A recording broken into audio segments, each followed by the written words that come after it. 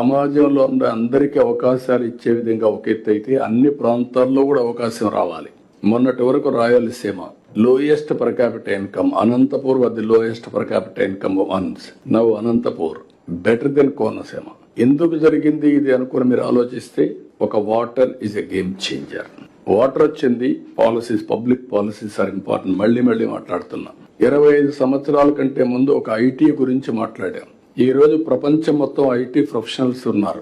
Indians every 4 1 is an Indian. Among Indians every 4 1+ is from Andhra Pradesh, 30%.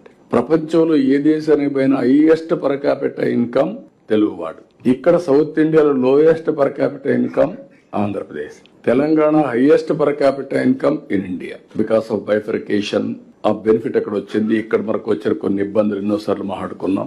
Bifurcation ఒక angle అయితే, ఆ తర్వాత వచ్చినటువంటి 5 సంవత్సరాల పరిపాలన కొంత ఇంకా డిట్రియేట్ అయ్యాం. ఇప్పుడు దీంట్లో మీరు ఒకసారి చూసినప్పుడు, నేను ఎప్పుడు వచ్చినప్పటి నుంచి కూడా నేను ఎప్పుడూ మాట్లాడేవాడిని, రాయలసీమలో ఫస్ట్ టైం డ్రిప్ ఇరిగేషన్ ప్రయోగించాం. ఈ రోజు రాయలసీమలో ఆ డ్రిప్ ఇరిగేషన్ వల్ల హార్టికల్చర్ ప్రమోట్ చేశాం. ఈ 2 డెడ్లీ కాంబినేషన్. ఎప్పుడైతే నీళ్లు లేని ప్రాంతంలో నీళ్లు ఇచ్చాం, నీళ్లు తక్కువ ఉన్నాయి, నీళ్లు తక్కువ ఉండే సమయంలో డ్రిప్ తీసుకొచ్చాం. 1 acre 2.5 acres కి ఇచ్చింది.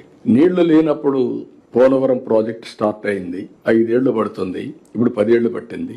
ఈ 5 సంవత్సరాలు ఏం చేయాలని ఆలోచించి 1 సంవత్సరంలో పట్టిసీమ పూర్తి చేసి, పట్టిసీమ నీళ్లు కృష్ణాకు తీసుకొచ్చి, కృష్ణాలో వాడే నీళ్లని సేవ్ చేసి శ్రీశైలం నుంచి రాయలసీమకి ఇచ్చాం.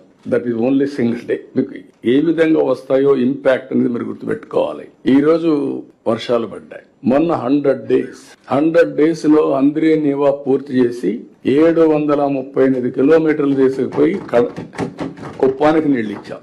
అక్కడ అన్ని చెరువులు నీళ్లు పెడుతున్నాం. ఈ రోజు ఎంత ఆనందం అంటే, ఈసారి వర్షాలు పడ్డాయి.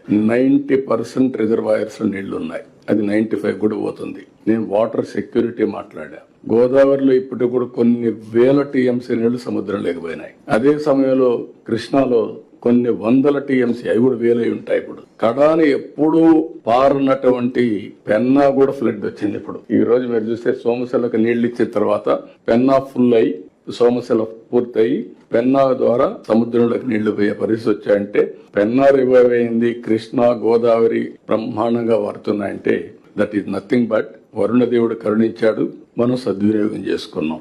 మీకు ఎందుకు ఈ విషయం చెప్పానంటే, అది కూడా వచ్చినప్పుడు డిస్కషన్ కోసం ఒక ఎగ్జాంపుల్, ఒక పబ్లిక్ పాలసీ ద్వారా వీ కెన్ ట్రాన్స్ఫర్